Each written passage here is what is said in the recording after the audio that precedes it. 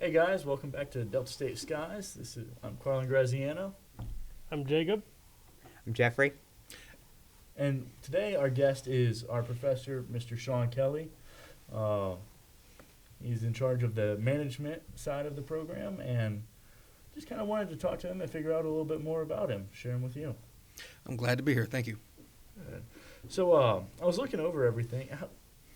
You graduated Delta State with your master's, right? Yes, December of last year.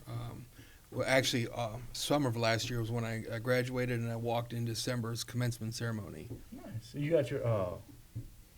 Where'd you do your bachelor's at? I did my bachelor's from Embry-Riddle Aeronautical University in Daytona Beach, Florida. Really? Okay. Yes. Nice. It's So my neck of the woods. Huh? My neck of the woods. Yes, your neck of the woods, your backyard. Yeah.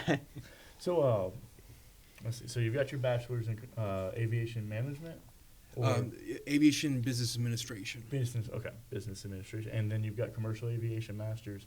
Are you working on anything else, school wise? Yes, I just recently started in my doctoral program, working towards a doctorate in aviation with from Florida Institute of Technology in Melbourne, Florida. Oh, so you're stretching yourself really thin. You've got you're working on your doctors now. You're teaching classes. You're running the management program basically, and have your plate full. That's impressive. How are you keeping up with all that? Outlook calendar. Nice. I eat, sleep, and breathe Not on my sponsored. calendar. I know a few students that could use that. I was about to say, don't look at me. Yes, no, it's a tool, but the tool's only as good as long as you know how to properly use it, right? Nice. 'Cause some people need that old-fashioned calendar. I can write stuff down, but I can't read my handwriting. See, I'm you're already a doctor. There. You're already a doctor in that sense. Yeah, I like the old-fashioned way. I have a calendar that I keep in my backpack with all my due dates down, and it helps out a lot. So we were reading over everything, and we saw you're the Abbey program coordinator. Yes, the accrediting body for our bachelor's in commercial aviation, both flight operations and aviation management, is through ABI. And basically, as an accredited program, it's basically aligning our program with a set of standards, right, to set the bar high for our students who would graduate and enter the workforce in the industry. Areas is diversity, equity, inclusion, safety, program goals, even goes so far as to making sure that our infrastructure, our staff, and our faculty have goals to continual improvement with the goal of producing a higher quality. So it is something I stepped into that for me was easy with my prior experience to be able to work and do this for our department. And for me, it's a no-brainer. It's what they give you is the guidelines that establish what your program needs to meet, and they tell you how to do it. We just have to ensure that our program meets those goals. Okay, so like what would be the goals? Well, in terms of your program learning outcomes, right? Okay. Remember all those things in the So- syllabuses? So how every syllabus and class has specific outcomes that are required, or Right, yeah, each class has a student learning outcome which is geared towards meeting your program learning outcome. Because you notice Okay. in my syllabi that I present in our classes, I don't necessarily list all of the program outcomes because they don't. I don't touch on flight operations first one, which is dealing with the students being able to fly a plane. I'm not a flight instructor, and that's not the purpose of the class, but it's designed to make them a well-rounded graduate from our program. So ensuring that all of this funnels up, which meets our goal for our program, meeting the college's goals and missions, and meeting the university's goal and mission, right? So it's basically ensuring that from top down, we're all working in the right direction. okay, nice. So you got So- Shaun Kelly is also he's also my advisor. Actually, I was his first advisee. So tell the viewers and the listeners at home, what about how that process has gone? Well, I'd started with Delta State January this year, and I wasn't given any advice because there was none to be given at that time. So with a change up and reassigning, I was able to be assigned your advisor. So in a lot of ways, you've helped me learn how to do my job. We've worked through, differences in program for, getting you to move forward towards your goal of graduating with a bachelor's. And I've learned how to do better. And it prepared me for what happened a few weeks ago when we started our fall semester, and I all of a sudden had 90 students. So These go from 1 to 90 students. right, but because of that experience, that one-on-one that we were able to have in the spring semester allowed me to be able to handle one-on-one with 90 students and being able to give them that same guidance and care, right? Because I care about your success. He called me his guinea pig, and Yeah. I'm a handful sometimes, so it's enough to prepare you for 2 to 3 students having to deal with at one moment, and then 90. Well, I mean, you start with the hardest one. You really know how to handle the easiest ones. And he's not even the hardest one, right? Well, I mean, we there's started challenges, and it's always that unforeseen, and that's just in terms of trying to be a better faculty and a team player for our department, the university, is how I can be better an advisor, right? And if I don't know the question, I admit that. There's still a lot of stuff I'm learning. And I don't know, but I know the people who do, because we have a great team in the Commercial Aviation Department, in our college, in our university, that are here to help us and to help me succeed. So it's a great atmosphere to be a part of. Yeah. You have anything to add on to that, Jacob? I've actually noticed how close-knit the aviation community is. I mean, I first saw it before I came to school here with just walking around with my father, and he says hey to almost every pilot he passes, even those from American, Southwest. It's very interesting, and it's only become more clear to me when I've gotten here. The aviation community is a very small community. There may be a lot of pilots and a lot of people relatively, but when we look at how we interact, everybody knows everybody, or they know somebody who knows you. And it's important, right, to think about, especially for young people who are about to graduate and enter the workforce, how they act, how they show themselves, social media, in class, at functions and events. Everybody's watching. They may not necessarily remember your name, but they'll maybe remember you. And it's important because in aviation, we know everybody. We know people who know everybody. And that helps, right, because we want the best out of everybody. So it's always important to ensure that close-knit bond, and then also opens up the other door of, hey, I have a question. I need some guidance, right? I have a lot of mentors from my time in the industry, and I could still call them and I could still ask them questions, and they are invaluable. Last semester, one of my classes, I've had one of them remote in virtually to present his topic, right? Because he's my go-to when it was dealing with public relations. You know what I mean? And bringing that real-world experience. I know how to do it, but I know somebody who knows how to do it better, and that's important. Is building those bonds, those connections, and keeping a very close-knit connection to your peers and your colleagues. That's one thing I've noticed is, once you get to the level of ATP and being at the airlines, everyone's basically got the same skill set. It's not what you know. It really comes down to who you know. Because, if you've got, let's say I'm hiring a person for a specific job, and I've got 2 candidates right here. And they've both got the same skill sets, but person A, Bear, is unknown to me. I don't know him. I don't really know much about him. But person B, Jeffrey, I happen to know, and I know they've got the same skill sets. Why not help out someone I know? And that's a very valid point. I credit my first, almost all my jobs to having known somebody, right? A lot of it through my volunteer work. So they know that I have a work ethic, right, if I'm able to do my volunteer service. And I've been able to get a couple jobs solely on merit. When you look at the industry, and it depends, like you brought up, flight operations, the pilot side of things, right? What's the difference between a private pilot from here and from UND and from Madison Flyers? There's not much different, right? Because the FAA standardizes that one. When you dive into my world, it is different. It is a lot more dynamics to work with. And when we think about what sets a student apart from another student, having gone through multiple interview panels and looked at resumes, okay, you got your degree, check. You've completed something in 4 years or however long that is. Checkbox. Now what? What else have you done, right? To the point of, you're looking at my resume and CV material, okay, I've done a lot, right? To your point, I do a lot, and until the good Lord takes me, it's going to happen that way. I just cannot not do anything.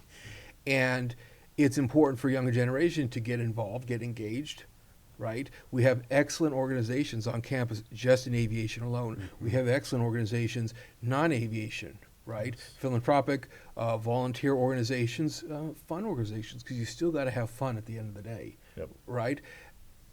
You know, and understanding the industry you want to work with. You know, Jeffrey and I have talked several times about his path, his chosen career that he wants to do in aviation management, being in safety. Well, good lordies, you know, where do you begin, right? Safety is not new. Safety in the industry in some aspects is new in terms of a formalized process known as SMS, Safety Management System. You know, how do you become the expert at a college to make yourself marketable that, okay, I may know him, but I don't know him, but he's applied himself. Yep. He wants to be that safety manager. And it's those nuances, right? You've made a note, you know, previously about my credentials, those lovely alphabet soup after the end of my name, right? Well, that's the long one on the paper, right? Obviously, I use a shorter version in my signature block, but it's certification, it's credentials that in the airport world means a lot more. Yes, we know somebody and we can vouch for them, but also showing that you've taken the initiative. You're not just relying on that good name. It's that extra step that's very important. It's a little cherry on top. Yeah. Oh, yeah. Exactly. And it's well-earned cherries on top that when you earn them, it's just like your pilot ratings, right? I mean, you're a private pilot. Yep. Hey. If it was instrument rated. Right, but just think about when you're a private pilot. How many people even just get that far? I think, 1 in 7 people, if that? Okay, and then you're throwing instrument, Yep. commercial eventually, right? You're on that Hopefully. one right now. No, hopefully you'll get it, right?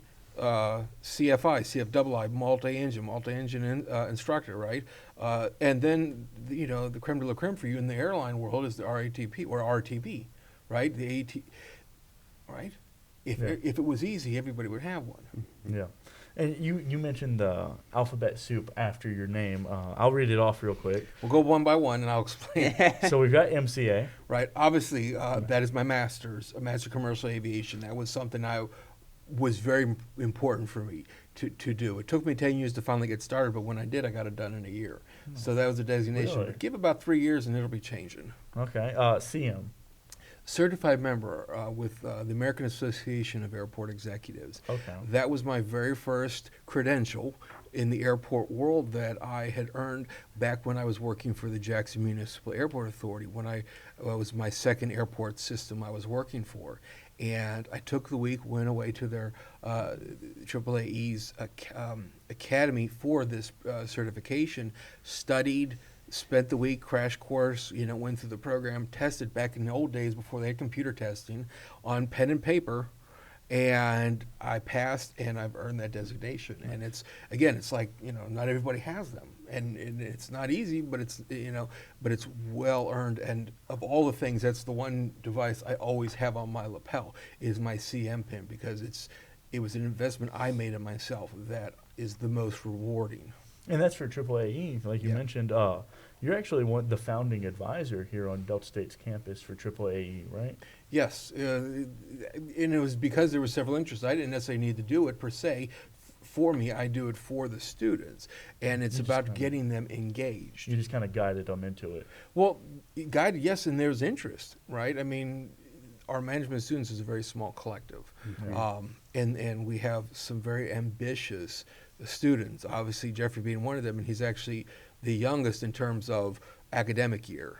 A part of it, and he's one of our officers. So it's important for them to run their program. I'm just, you can't do this. You Let's just sit do back this. and pull from the background. Right? You know, I joke I'm the chairman of the board for the You're organization. like the one, like back in the day, tugging the shirt Yep. of what to do for the flight instructors.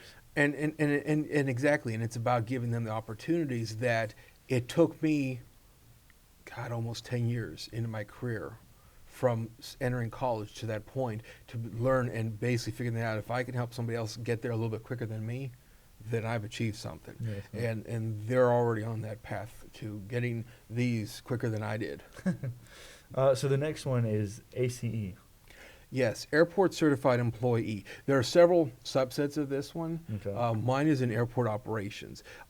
When you ask those that have earned it, a lot of them would say the airport operations and airport security are the two hardest. Those are the backbones of the airport industry.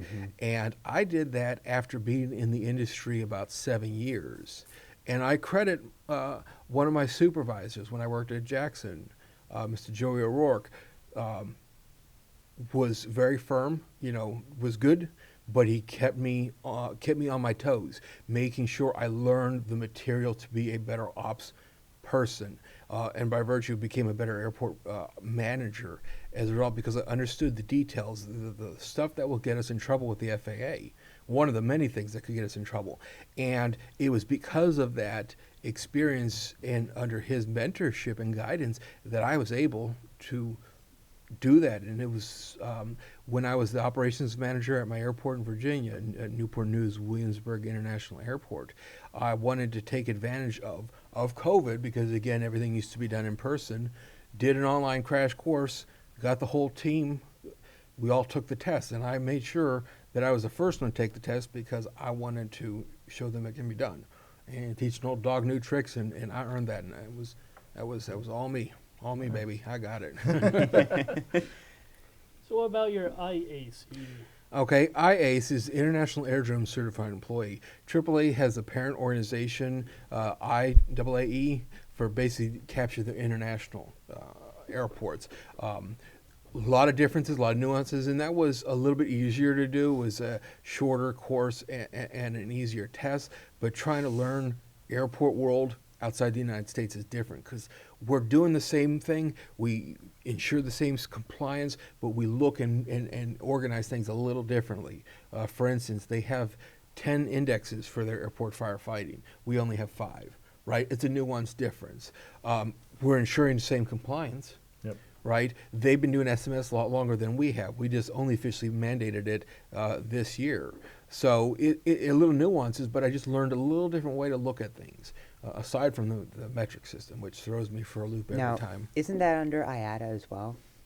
Well, IATA is a different organization, right? This is just a jurisdiction under the UN, right? That's you're thinking of ICAO. Oh, ICAO, okay. Right, and in essence, that's what they're following. We all follow ICAO. We follow the Americanized version of it, which is one of the differences. But in terms of FAA and ICAO, we're a signer of the ICAO from years past, and we adhere to those same policies. That's why when you pilots, fly in the future into another country that's not the United States, you're going to look at runway markings that are the same dimensions, same colors, same borders, same glass bead types, all the stuff that you just have no clue what I just said, right? Because you just need to know it's there, right? But it's all standardized because of ICAO and us all adopting the same policies. Let's say you're going from New York JFK to Amsterdam Schiphol. The airports are going to look the same. Yeah, because it's all just standardized to be the same. Yes. I understand what you mean about the international nuances. I have flown internationally, and something that stuck out to me the most in the international airports are the placards. Instead of the red exit signs, they have the green exit signs. It's just such a small little thing that you wouldn't think of, but once you see it, you can't unsee it. Well, and that's a very good point, right? When you look at driving signs, right, you watch, those YouTube videos of those crazy drivers doing really crazy things, and you look at signs.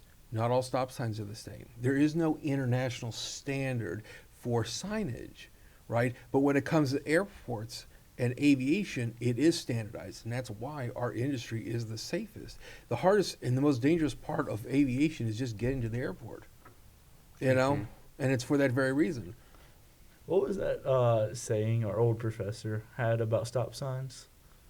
If it had a silver lining, you could run it. I have a hunch on who that is.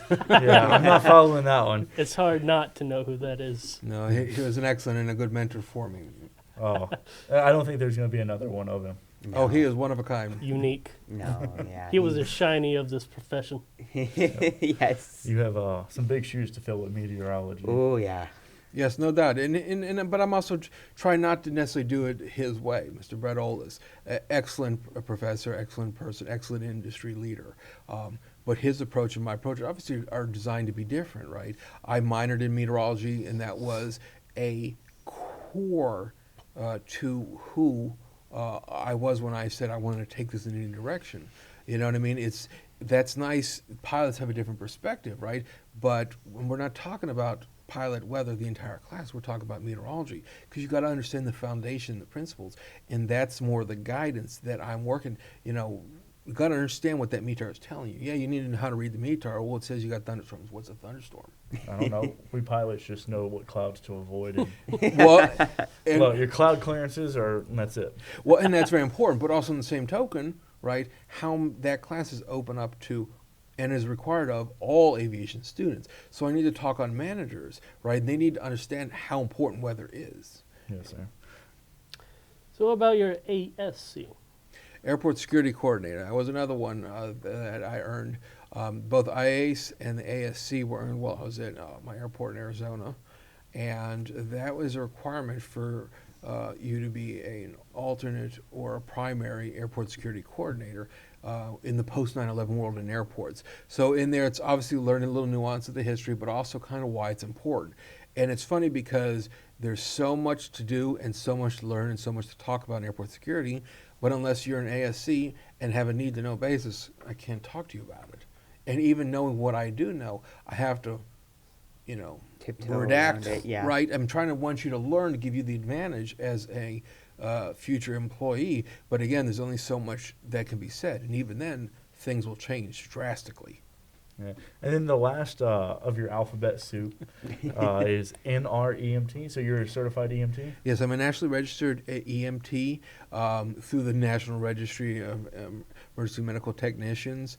And that was something that my airport back in Arizona invested in me when I was the manager of airport fire and operations. Part of that job was being an airport firefighter, but then the other requirement with the state is for me to be an EMT.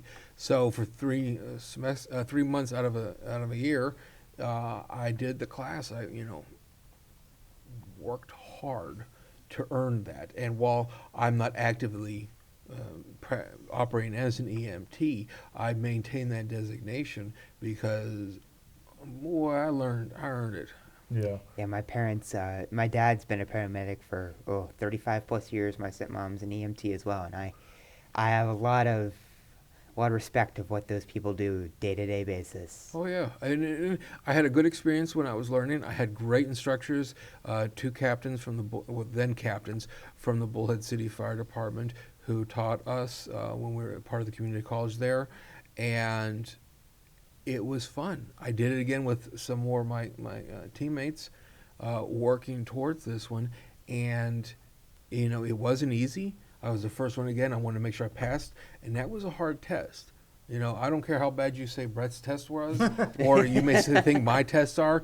This test was anywhere from maybe 100 questions to who knows how many, and it was an adaptive test. Oh, so it was one where if you answered this one wrong, it would give you more answers or questions based off that answer, that question specifically. Yeah, so at least Brett or my test or any other standard academic test, 100 questions, you kind of have an idea how many questions are on there.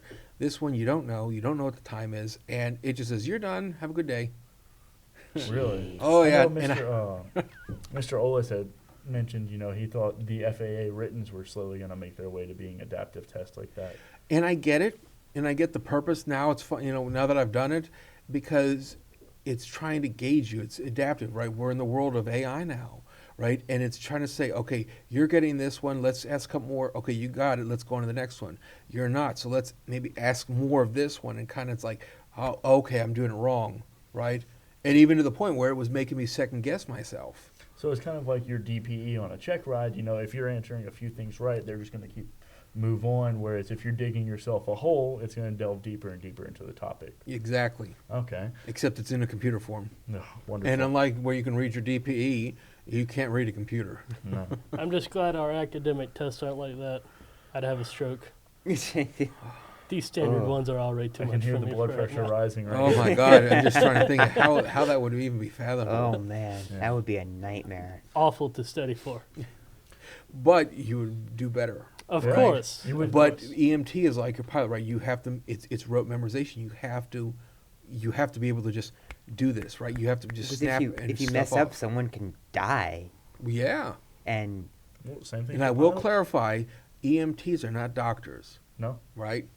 My job is you need to go to the hospital, Your job Right. is to keep them alive long enough to go to the right? hospital. You know, just clarify that one because I've had people like, well, you're an EMT and that's nice. You got a blood, you know, I'll put a Band-Aid on. I'm not a doctor. I can't tell what's wrong. Take some ibuprofen, you'll be fine. Yeah, oh, there you go. The old military Some way. aspirin. Aspirin Give to him water. some Motrin, he'll be There you fine. go. Drink more water. We introduced you as a professor. What classes are you teaching right now? Right now, I have the pleasure of teaching Intro to Aviation, Applied Meteorology, Transportation Operations Management, Principles of Transportation, Supply Chain Management, International Supply Chain Management, Special Topics in Aviation, and I'm also a first year seminar instructor. Wow, so that's 8, 9 classes? 8 classes, all but one are 3 credit hours. Wow. And you're a student as well, right? Yep. Yeah, working so on my you're, doctorate. you're going to school for your doctorates. You're teaching 8 classes, all of which, except one, are 3 credit hours. Yep. And you're advisor for Flight Team, our Precision Flight Team, and AAAE. Yep. And you're advising 90 students. Yep. That's This man quite has a a load. lot on his plate. Well, and that's just a semester, right? Obviously, with the departure of several of our former colleagues and friends, and working towards the getting back to full steam, so to speak, with additional instructions, it's for the team purpose. And to me, these classes are it's not attainable, no, but for the short term, it's easy to do. It's all time management. It's amazing. You try planning for your whole life until you're in it. You don't realize you can do it. So yes, no, time management has been very beneficial. So now we've talked about the president. Kind of take us back to what got you into aviation. Take us back to the start. Well, ironically, I could tell you in '94. That's 1994? 19, yes, Before any of... Oh, you're old, huh? yes, I know. I'm reminded all the time when I make a reference to something that's prior to 2006. So, Sure. 2001. Most of it goes right over our heads. well, and that's funny, but it's I think about it, right? I had finally found my logbook today. Actually, my mother found my logbook today, right? Today? Today, because I couldn't remember what it was, and I kept missing it. And so, but when I looked at it, my first flight time was in 1994, and it was in an aircraft called an Aerospatiale Twin Star, AS305, I believe. Don't hold me to that number, right? But it was an important milestone because I remember that. It's not to say I don't remember experiences before that one, but that was my first flying. And obviously, the person who has inspired me the most to work in aviation is my mother. It was just me and mom for most of my life. As a single parent, always giving me the advantages, no matter what, in life to succeed. And aviation was a passion of hers that rubbed off big time for me. My involvement in Civil Air Patrol, my involvement with NIFA, the National Collegiate Flying Association, going to Embry-Riddle, pursuing a career, flying. I mean, I'm still a student pilot. We'll get that one wrapped up soon, right? but then again, right, everything in me is aviation, that I do. Even though I didn't make a career out of flying, I don't regret making a career out of airports, right? Or even before that, just general aviation management. It is fun. It's rewarding. It's the most satisfying experience in my life. I mean, there are so many careers in aviation besides just the flying part. Oh yeah, flying is a small sector It's the of what tip it of is. the iceberg. Yeah, It exactly. It really is. That's just what you see the most because that's what's always advertised. You Mhm. don't see the The guys, the employees people and in the the people background. keeping the pilots flying. Mm-hmm. Well, and it's also, funny when people say, it's like, well, what do you do? Well, it took me a while to come up with a generalized term that people who are not in aviation would understand. Well, I worked in airport operations was initially the term I would use instead of going on the title, because the titles are dime a dozen. Most people don't have a clue what they mean. Oh, you're a pilot. No. I don't I fly. stay in one place all the time. Oh, you work in tower? I said no. No. I don't work with. I work with the tower. I don't work for the tower.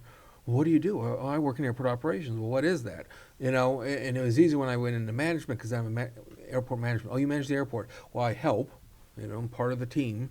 right? But again, it's just there is so much that goes into aviation that is not pilot related. Obviously the bulk of our students are pilots, but it takes a handful of people to make those pilots' lives easy when it gets to flying an airplane. Or make them safe. I mean, what I'm looking to do, which is aviation safety, I already tell people, like, oh, are you a pilot? Like, nope. I'm going to be the person that tells the pilots what to do if there's an incident, or I'm going to be the person picking through the wreckage at those crashes when they do happen and see what happened.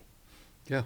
And even to this point, right, that still is a rare occurrence because of how safe our industry is. Yeah. And that was only done through blood, basically. Mm-hmm. Yes, no, in intro to aviation, I had General Brad McNeely speak, and he held up somebody's FAR aim, right? And obviously that's y'all's guiding principle documents. I deal with everything else that's not in there. But he said all of these were pretty much written in blood, and it's a very true statement. Yeah. Unfortunately, right, it was important for me when I started intro aviation, when I took this over and reimagined the class, your first couple of sections are dealing with aviation history, because you got to understand where we came from. Yeah. The pioneers that paved the way, Bessie Coleman, the Tuskegee Airmen, right? The WASP, Women Auxiliary Service from World War II. All these early pioneers, not to mention the most famous ones, Charles Lindbergh, right? All of these people paved the way. And it's amazing to think about, it was the first solo trip across the Atlantic. It was Charles Lindbergh. Big deal, right? We used to be able to fly the Concorde in less time, right? So it's understanding where we came from to understand where we're going. And along the way, while the glitz and glamour always is the pilots, it's always the people behind the scenes that work for it. That keep us marching forward. Yes. Mm. So, you say you managed airport. You were in airport management. What airports have you worked at? Ironically, my first airports were here in Mississippi when I used to live in Mississippi years ago. My first airport was the Vicksburg Municipal Airport. Was there for a couple of years and enjoyed my time there. My very first mentor, Mr. Sam Washington, brought me on, gave me the opportunities to enter the industry that I've so wanted to for years, be working in, and gave me the start and the guidance and the support to pursue new avenues.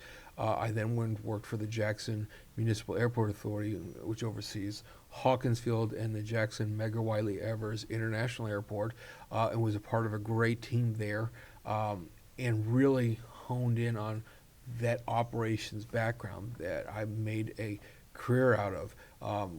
Was then over in the Laughlin Bullhead International Airport in Arizona, and then spend a good time there and enjoy it. I mean, I won't lie, I loved Arizona so much because it wasn't the South. Not that the South is a bad thing. Well, it had the dry heat, not the humidity. Oh God, yes, dry heat any day. You say that until you get branded by a penny.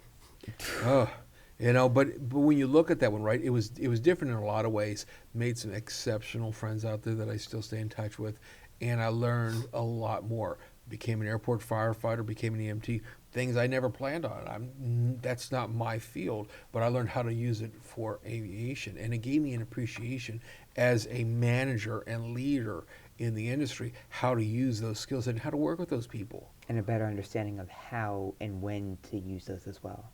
Yes, right, and that's important because one of the things we're required to do every year is a tabletop exercise, and then every third year it's a full-scale exercise. That's the airport operations side of me. Well, as part of that one, we need to work with our mutual aid partners, because most airports cannot support a full-on crash. You have to have a team to help you navigate an unfortunate circumstance. And the one thing I learned, and it was interacting with my firefighting peers in the city and surrounding agencies in Arizona, is I don't need to tell them how to do their job. They know how to fight a fire. They're career firefighters, right? So I said I'm an airport firefighter at best, right? I knew enough to do that job until the real people, the real men and women came in to, use the phrase save the day and do their job, what they train and practice for. And it was important and to understand that I don't need to tell them what they need to do. I need to tell them how the airport side of things works so they stay safe to do their job and to make other people safe. Telling them what's going on with the situation currently and how it's either breaking down or how it's getting better. Right. And then, of course, from there, I ended up at Newport News Williamsburg International Airport, and that was a great experience, and worked for a great leader, retired lieutenant commander from the Navy, Michael Giardino. Gave me a lot of opportunities, gave me a lot of support to really maximize my career and truly be a better airport manager. Something interesting I saw at Oshkosh while we were there is all the specialized firefighting equipment they had. Yes. Not just On the equipment, but Hopefully, vehicles. Oshkosh brand. No plug. Just It's I where know how they're to work. made. Yes. I think it was. Yeah, It they had was. an electric. I'm hoping because it was good products. It was they had a electric striker out there that had all the fun toys, the snozzle and all that, and it was cool to actually be able to hop up into. It's like a spaceship. It really is, and They are so interestingly designed as well. You were talking about like the inside of trucks today. Like we were talking about Yeah, in our trucking trucks, principal but- transportation class. Yeah, in our principles of transportation class, you were talking about how the inside of cargo trucks and stuff have changed so much, and it's also interesting to see how the inside of fire trucks have changed throughout the years like that. Oh yes. it's gone from traditional fire engines that you will see anywhere to you have the early Oshkosh products, which were basically like civilianized military firefighting vehicles, Yeah. to purpose-built tanks designed to fight fires for aircraft, and it's really cool. Yeah. Yeah. Aviation fires are not pretty. No, and I learned how to driving a 3,000 gallon Striker. It's a tank. It's massive. Yeah. Very beefy. So, I was doing some research, and you had something about NIFA. Were you a judge for NIFA, or? Yes, actually, in 2008, I judged my first competition. It was in back in Region 9 at Embry-Riddle when they hosted it, and I started as just a judge up there, and then I moved on up to being a senior judge in there, and then I was fortunate. It was my second job after graduation, was in a contract under the late Gary Hemphill, good friend, good mentor, and former chair of our department. Brought me out to Louisiana, and I haven't looked back since. Nice. Well, I do hate to interrupt this, but I've been told that our time is up for tonight. I just Okay. wanted to go ahead. I'm glad we got you on. Hopefully, we'll be able to get you on for a second part soon and continue this interview because I've really Look enjoyed forward talking to to it. you. I really It has been enjoyed that. fun and Thank you. interesting. But anyway, thank you guys for watching, and hopefully, we'll see you guys again soon. See ya.